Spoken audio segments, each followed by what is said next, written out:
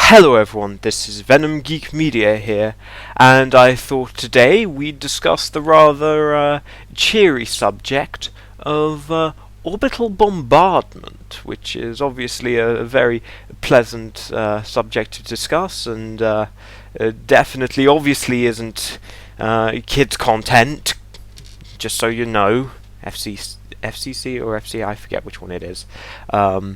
Yes, orbital bombardment, not a subject for children, I don't think. Or with billions being vaporized in an antimatter firestorm, all that. But so orbital bombardment in Star Trek is something that has cropped up actually a couple times within canon, within the TV shows. Which is a lot more than other sci-fi. I mean, actually, Star Wars only recently showed an orbital bombardment with Rebels, but the rest of the time, it's all been relegated to legends. Of course, the first main orbital bombardment we've seen was the Battle of the Omarion Nebula, which is 24th century orbital bombardment. Now, for context, that is likely what I'll spend most of the time talking about, just because there's the most reference material in that regard, because that is where there is the most source information available. Well, first thing we've got to ask, I mean, we'll think about it really in terms of the Dominion War, but the first thing to really ask is when are you going to orbitally bombard a planet? Well, basically it's going to be a case of whenever there are enemy troops on it. Okay, why are there enemy troops on it? So that's the first big question a commander will be asking, is, okay, do I know why they're there, or do I not? Because there's, some people say, I've seen some weird stuff out there saying that the Dominion War was like a war of annihilation. It wasn't. The whole point was like the Dominion wanted to prove to everyone that they were, nice and civilized and all that, so they were trying to avoid collateral damage and civilian casualties. So in that regard, okay, so is that something that your government is concerned about? Because obviously civilian worlds have lots of resources on them. They're probably M-class, which is very important. Otherwise, does the enemy have a presence there? Maybe you don't know why. Okay, well then you've got to investigate. You can't just blow up whatever thing, because it could be useful to you. Right, so already we've narrowed down how orbital bombardment is going to work, and likely, unless there's almost going to be no circumstances where a wholesale sort of glassing or exterminatus style bombardment is going to be warranted. Anytime you're going to use orbital bombardment, it's going to have to be reasonably precise. So this is where we get into some of the issues with that. Firstly, actually, I'll run through other things. Okay, so troops will be on the surface. Maybe they'll have some way of protecting themselves, be it from using local cover, and we know from all the different forms of plot armor that Star Trek provides that is often quite effective because of deposits of a random metal which scrambles scans or something like that. But if we're talking, sort of more standardized equipment, you'd say, okay, well, first thing they could have is a cloaking device. If you've got a facility on a planet, you could hide it under a cloaking device. The Romulans are known to do that. What about a dampening field? Dampening field has a lot of the advantages of as a defense, but is much easier. Essentially, all it does is scramble scans and targeting, and makes it difficult for the enemy to transport in. So what that effectively does is makes it impossible for them to achieve any precision bombardment.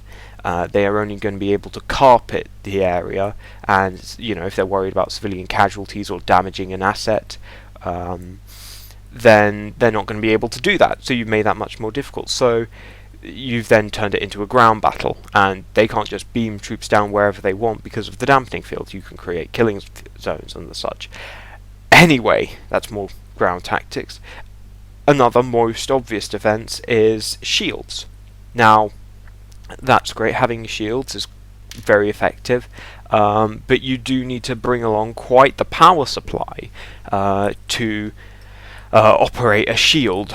You'll need some kind of, probably not an antimatter reactor, but a fusion reactor of some kind, and a decent one. And sort of as seen in Star Wars, you can break it. Well, not necessarily even having to go to Star Wars, but you can break a shield. So, you know, how much bombardment are you expecting? How much bombardment do you think the enemy is willing to expend in order to destroy your position? Obviously, you're probably actually going to integrate those all together. You're probably going to have a shield, a dampening field. You're also going to have what I would call active protection. Now, this, of course, extends to ships in orbit, orbital defense platforms, but we'll talk more specifically about the suborbital defenses, and this will come back around to the problems of ships. You could have suborbital phasers. Phasers aren't that powerful. Well, I mean, phasers are reasonably powerful, but there are problems with using phasers, which I will get onto in a second. Now, photon torpedoes, or any kind of torpedo weapon, is very good. So long as you have the means of launching it, they're very effective and do a lot of damage. And also, you could potentially on a planet be using larger torpedoes. We know how big torpedoes look in the next generation era in the 24th century. You could absolutely see larger, what I would call siege torpedoes in place. I actually think that those are what used by Deep Space Nine, which is why it so easily dispatches small ships with just a single torpedo often, because these are siege torpedoes. And anyone who's been to a old coastal fort will kind of know what I'm talking about, you know, with like coastal guns, particularly during that Victorian period, or for the US, the Civil War period, that these are big, large caliber guns, like ludicrously large guns that you could not put on a ship.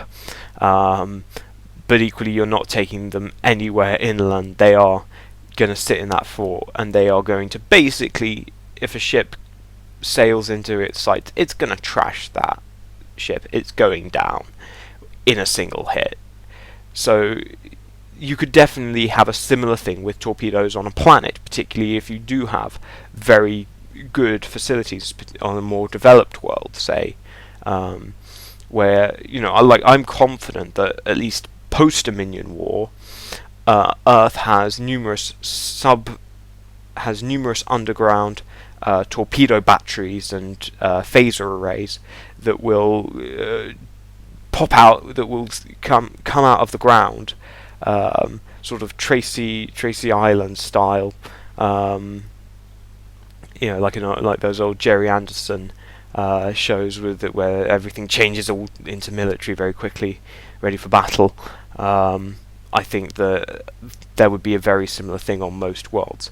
But now we'll get on to specifically the problems of orbital bombardment from the ship's perspective. So you can use a photon torpedo. Photon torpedoes are very good. They suffer no damage drop, because it's all contained within the torpedo. There's one problem. They are very destructive. You also don't have a huge amount of them. Unlike a planet, which could throw lots more photon torpedoes back at you, potentially, depending on what you're attacking. So, and then even if you can hit with a photon torpedo, well, if you want precision, photon torpedo might not do it for you, because they can interfere with its guidance, and also it's a big explosion. Photonic explosions are large. It's basically I've read in one source that it's about 18 megatons. So that's the problem with the photon torpedoes. It's too destructive. It's too destructive, and the circumstances in which you're going to be able to actually use that destructive power safely is going to be very rare. Okay, so what about phasers or disruptors, particle weapons we'll call. So they're very good, rapid fire, you can fire them a lot more, basically infinite ammunition. They do suffer from damage drop, and that problem is further exacerbated when you fire it into a planet because, put simply, phasers and disruptors are intended for use in space, where there is nothing. As they travel, they're not hitting anything before they hit the target. They're not travelling through any medium. It's worth remembering that. Now, if you're shooting at a planet, they do have to travel through a medium. They have to travel through the atmosphere. Now, what's going to happen? Well, friction is going to happen. The transfer of thermal energy is going to happen. I'm not a physicist, to be clear. This is just very basic. If there is a physicist, please correct me if I make a mistake. But it's going to travel through the atmosphere. It's going to transfer that thermal energy to the surrounding atmosphere, and you're going to ignite the atmosphere. Well done. You just incinerated whatever it was you were after. Okay, so you can't just fire a raw particle beam at a planet, not unless you want to destroy the entire thing, in which case use your torpedoes. Instead, then, what you're going to have to do is configure them with a containment field around them, like some kind of shielded bubble, which I think can be done. Well, what's the problem with that? Well, it's going to drop your energy efficiency hugely. It may safely get to the surface, but it will not be as powerful. Now, for precision bombardment, maybe that's not so bad. Now, to go into the difference between phaser and disruptor beams, one of the things a phaser has is it is very precise. It also doesn't create a large explosion, it just burns. Which is, so effectively actually, it would be good for precision targets. That being said, there's other things you have to correct for. You have to correct for when it passes into another medium, i.e. the atmosphere. When a bullet goes from the air to the water, it skitters out. It doesn't do what it does in Saving Private Ryan. Ignore that. It skitters out. So you've got to compensate for that potentially. And so it's not an easy matter, and the chances are you're then shooting at the enemy with weaker phasers. Disruptors are more high explosive. They are more destructive, so mix those in. But so with all that in mind, and with the protections that I've mentioned already,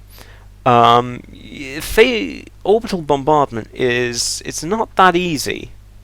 It's not that simple. You just say, oh, orbitally bombard them. Well, there's a lot of reasons why that might not be so easy.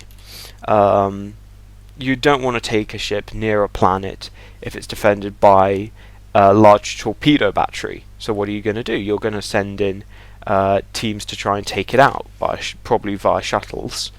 And likelihood that torpedo battery will outrange you.